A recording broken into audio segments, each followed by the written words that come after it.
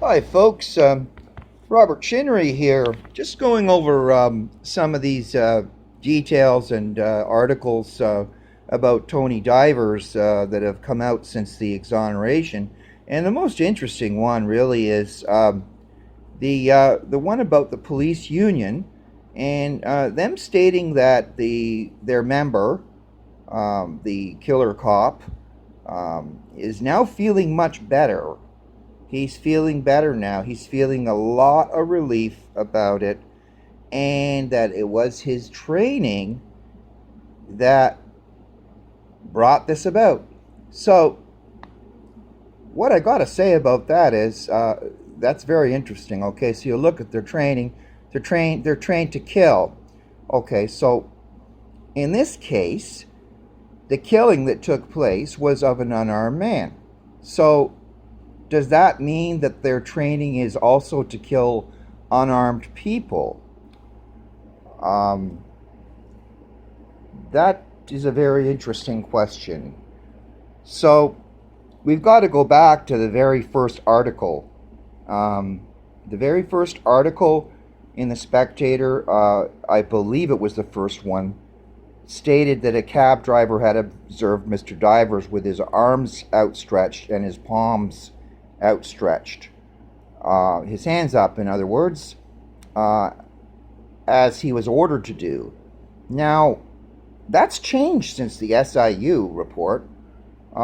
It's now that he was reaching for something, but that he didn't have anything. Okay? So, the bottom line here is the man had no gun. So, when that police officer shot him, he had no gun. Um, what the S.I.U. gives you is a comprehensive package, and they give it at a timing usually that's beneficial to them. Well, what actually was the timing to this announcement of the exoneration of the police officer was the not guilty verdicts for the three police officers. They were detectives that were accused of raping a woman in Toronto. So it seems like the message here is to say to the public, we're in control, we're running things, and that's the way it's going to be. And to tell you the truth, I mean that's just the way it looks here. Right after that exoneration, there was a football game, and I saw the police there, and they were all smiles and laughs. Believe me, and you know why. And ever since then, I've seen an unbelievable police presence in Hamilton. Of course, all in the lower area usually. And I guess they're trying to make an impression on the public, or who knows.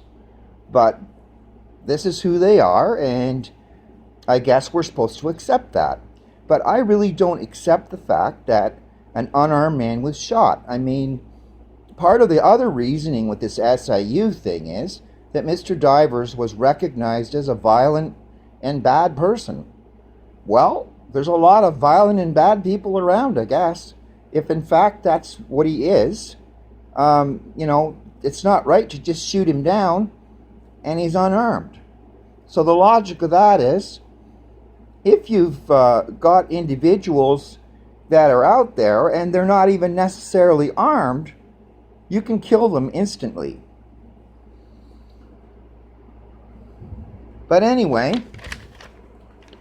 I think that the police officer that shot Mr. Divers should keep it in mind. I mean, he's supposedly relieved and all that. That's great. I'm glad he's feeling good.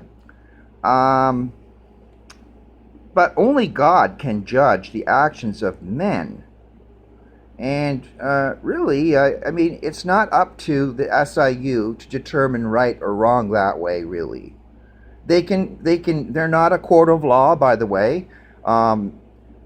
You can't cross-examine the witnesses. I have no idea when you could. I guess at the inquest, which is, I've had quite an experience with that. That's my final word on it.